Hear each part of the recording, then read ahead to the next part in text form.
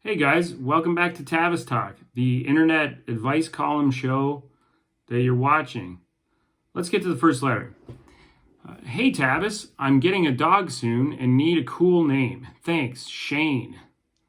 I don't know, man. I don't really think that Shane is all that bad of a name. Like, it's not cool per se. Like, Tavis is a cool name, or like Dagger, or like Mad Max, or something. Those are cool names. But Shane's not bad. I mean, I don't know any cool Shanes personally, and it kind of sounds like the name of like some kind of douchey rugby player or something, but it's still a decent name.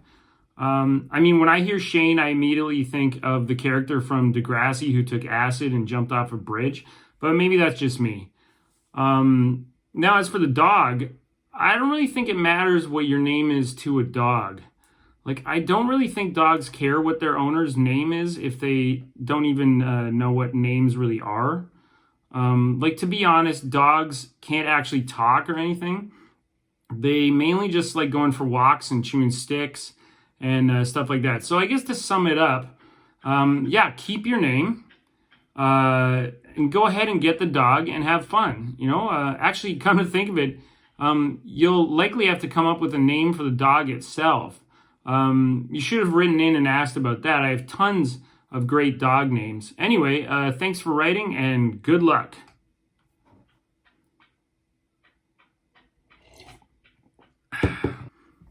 Okay, let's get to our second letter. Dear Tavis, how do someone get a stay-at-home parenting gig? Yours truly, too lazy to work. Now, I don't really know why Too Lazy would be asking me this question specifically. I've got a kid around here somewhere, but I'm not a stay-at-home parent. I'm a full-time internet advice columnist, but I'll try to answer your question as best I can. And this one is pretty easy. Okay, how do someone, in quotes for some reason, and the word do instead of does, get a stay-at-home parenting gig? Okay. Step one, get knocked up or knock someone up. Step two, have such a shitty, low-paying job that it means you will literally be losing money if you continue to work and have to put a child in an expensive daycare. And step three, welcome to your new trouble-free life. Thanks for writing, Too Lazy, and good luck. Okay, well, let's get to our third and final letter for the day.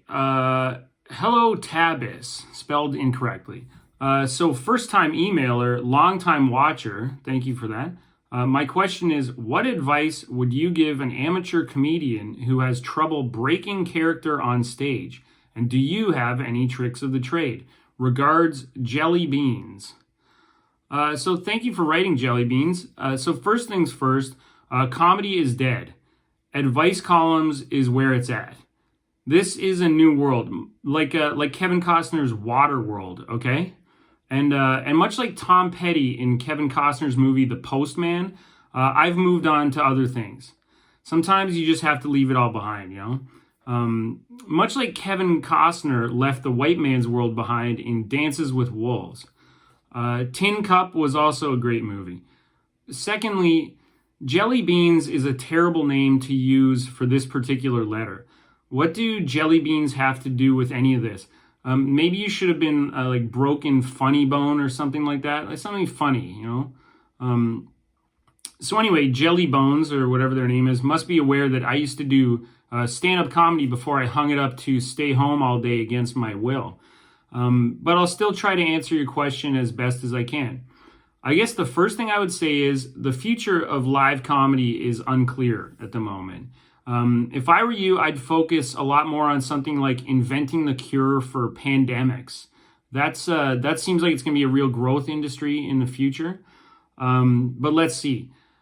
Advice for an amateur comedian who has trouble breaking character on stage. Any tips or tricks? Now, I'm going to go ahead and assume that funny beans means trouble staying in character, because breaking character is easy. You go, I'm not in character anymore, and that's it. But staying in character is a bit more difficult. I'll grant you that. I'm not really a comic who is in character at all. If anything, I'm in character in real life when I'm stopping myself from calling dumb people dickheads all the time.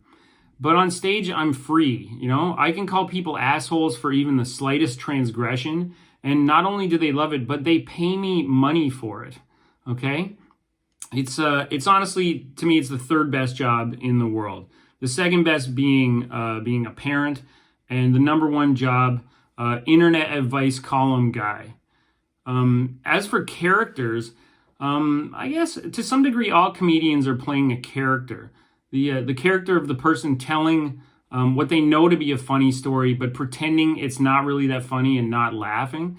It's a weird dichotomy to be like, I've got to tell you this crazy story that I in no way find remotely interesting or funny at all. So all that to say, to answer your question, I don't know. I guess it's like, how do you get to Carnegie Hall? Practice, practice, practice. And if that doesn't work, give up. Because they don't let shitty violinists play at Carnegie Hall. And they don't really do a lot of stand-up there anyways, so I don't really know why you'd want to go there. Okay, so thanks for writing, Belly Bones, and good luck.